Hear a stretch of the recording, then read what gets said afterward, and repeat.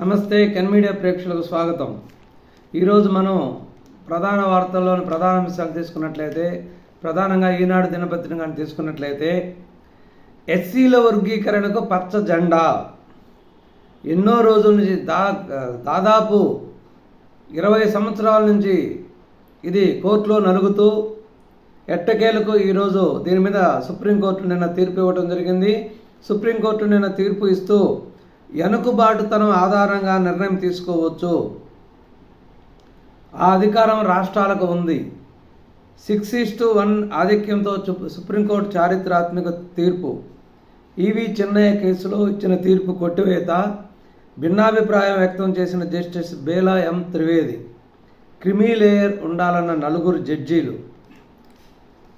ప్రాతినిధ్యం లభించలేదని నిరూపించాలి, chief justice Chandrachud. 7 న్యాయమూర్తుల సభ్యుల ధర్మాసనం, అంటే సుప్రీంకోర్టు విస్తృత ధర్మాసనం నిన్న ఇచ్చిన తీర్పులో ఎస్సీలో ఉపవర్గీకరణకి పచ్చజెండా ఊపడం జరిగింది. ఇది న్యాయమైన డిమాండేను, దీనికి మేము రాష్ట్రాలు వారీగా వాళ్ళే దీన్ని చేసుకోవాలని వాళ్ళకి మేము అనుమతిస్తూ తీర్పు ఇస్తున్నాము అని చెప్పడం జరిగింది. ఈ 7 సభ్యుల ధర్మాసనంలో ఒక న్యాయమూర్తి మాత్రం జస్టిస్ బేలా ఎం త్రివేది దీంతో విభేదించడం జరిగింది. అంటే దీని యొక్క కథా కమిషన్ ఏంటంటే, ఎస్సీ టోటల్గా భారత రాజ్యాంగం ప్రకారం 50% ఉన్నటువంటి రిజర్వేషన్లు ఎస్సీ కేటగిరీకి కొంత రిజర్వేషను 5% ఎంతో ఇవ్వటం జరిగింది. ఈ ఎస్సీ కేటగిరీలో దాదాపు మన రాష్ట్రంలో 3 ఉపకులాలు ఉన్నాయి: ఎస్సీ, మాదిగ, మాల, రెల్లి. ఈ 3 ఉపకులాలలో ఎస్సీ కేటగిరీకి ఇచ్చినటువంటి ఉద్యోగాలు మొత్తం కూడా ఎక్కువగా మాల సామాజిక వర్గం వాళ్ళు లబ్ధి పొందుతున్నారనే ఉద్దేశంతో మాదిగ సామాజిక వర్గం వారు గత 30 సంవత్సరాల నుంచి దీని మీద ఉద్యమం చేస్తూ వచ్చున్నారు. ఎట్టకేలకు 2004లో చంద్రబాబు నాయుడు గారు దీన్ని ఉపవర్గీకరణ చేసి దీన్ని అసెంబ్లీ ఆమోదించి కొంత అమలుపరచడం జరిగింది. దీనివల్ల అప్పుడు దాదాపు 22,000 ఉద్యోగాలు మాదిగలకు రావడం జరిగింది. కానీ తర్వాత వివిధ కోర్టు కేసుల వల్ల ఇది ఆగిపోవడం జరిగింది. ఎట్టకేలకు కోర్టు తీర్పు కూడా దానికి అనుకూలంగా ఇవ్వడం జరిగింది. దీనివల్ల రాష్ట్రంలో ఎస్సీలలో ఉన్నటువంటి మాదిగ కులాలందరూ, రెల్లి అందరూ కూడా హర్షం వ్యక్తం చేయడం జరిగింది. సుప్రీంకోర్టు తీర్పు న్యాయాన్ని బతికించింది. ఎస్సీ వర్గీకరణను తొలుత చేపట్టింది చంద్రబాబే. ప్రస్తుతం ఆయన ఏపీ సీఎంగా ఉండటం మాకు కలిసి వస్తుంది. ఉపకులాల వర్గీకరణ తర్వాతే ఉద్యోగ నియామకాలు చేపట్టాలి. ఎంఆర్పిఎస్ వ్యవస్థాపక అధ్యక్షుడు మందకృష్ణ మాదిగ. తెలుగుదేశం పార్టీ సిద్ధాంతం సామాజిక న్యాయం. వర్గీకరణను సుప్రీంకోర్టు ధర్మాసనం ధృవీకరించింది చంద్రబాబు నాయుడు గారు. ఒక వర్గం పోరాటానికి ఫలితం ఈ తీర్పు. ఉప ముఖ్యమంత్రి పవన్ కళ్యాణ్. దండోరా మోగింది దండుగా కదిలి. కమిషన్లన్నీ అనుకూలమే. అప్పట్లో 4 కేటగిరీలుగా ఎస్సీ వర్గీకరణ. పాలన ఎలా ఉండాలో చూపిస్తాం. శ్రీ సత్యసాయి జిల్లా గుండుమల గ్రామంలో ఓబులమ్మ అనే మహిళ ఇంటికెళ్ళి ఆమెకు పింఛను నగదు అందించి యోగక్షేమాలు తెలుసుకుంటున్న సీఎం చంద్రబాబు. రాళ్లపై బొమ్మలకు 700 కోట్లు ఖర్చు. రైతులకు డ్రిప్ ఇవ్వకుండా సాక్షి దినపత్రికకు 403 కోట్ల ప్రకటనల. వైకాపా ప్రభుత్వ విధ్వంసంపై నిప్పులు చెరిగిన సీఎం చంద్రబాబు.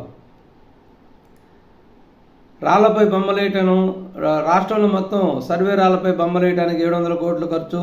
అదేవిధంగా యాడ్లకి సాక్షి దినపత్రికకి మిగిలిన పత్రికలు ఇవ్వకుండా సాక్షి దినపత్రిక మాత్రమే 403 కోట్లు ప్రకటనల.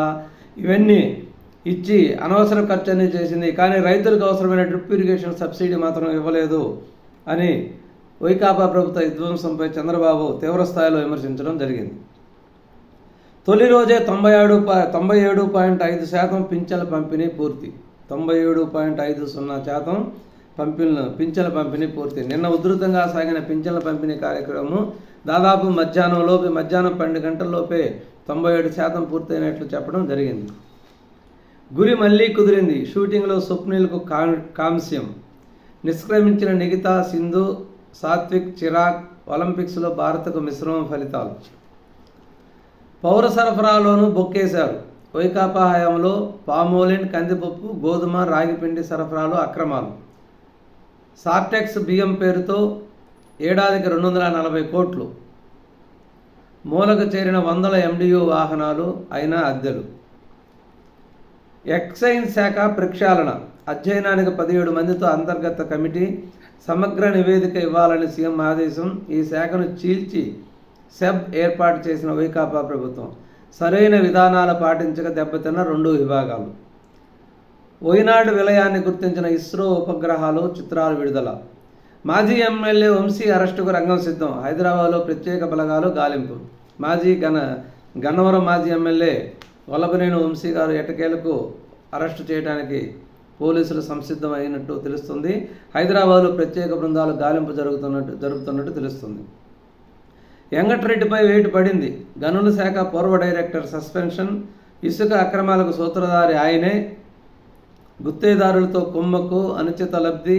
ఎన్జీటీ సుప్రీంకోర్టులకు తప్పుడు సమాచారం. నోటీసులు ఇద్దామంటే ఆచూకీ ఎక్కడ? గనుల శాఖ కేంద్ర సంస్థల నుంచి డిప్యూటేషన్ మీద వచ్చినటువంటి ఈ వెంకటరెడ్డి అనే అతను గనుల శాఖలో చేసిన విచ్చలవిడి వ్యవహారం మామూలు వ్యవహారం కాదు. అక్రమంగా అంటే కోర్టులనే వ్యవస్థలనే తప్పుదావ పట్టించి పార్టీ పెద్దలకు అనుకూలంగా వ్యవహరించి ఇష్టానుసారంగా ఇది సొంత ఆస్తి మాదిరిగా ఎలా అంటే అలా ఈ గనుల శాఖల్లో విచ్చలవిడితనం చేశారు. దీనివల్ల దాదాపు 9,000 పై చిలుకు ఓట్లు నష్టపోయినామని కూడా నేను చంద్రబాబు నాయుడు గారు చెప్పడం జరిగింది. కాబట్టి ఇతన్ని డిప్యూటేషన్ కాలం నిన్న ముగిసినప్పటికీ కూడా ఇతను సస్పెండ్ చేయడం జరిగింది. 3 లక్షల పాఠ్య పుస్తకాలు మూలకు చేరాయి. 4 కోట్లు వృధా. వినియోగంలోకి తీసుకొస్తాం. ఆచార్య ఎన్ విజయమోహన్ సంచాలకులు దూర విద్యా కేంద్రం. మరొక మంచి వీడియోతో తర్వాత కలుద్దాం. నమస్కారం, ధన్యవాదాలు.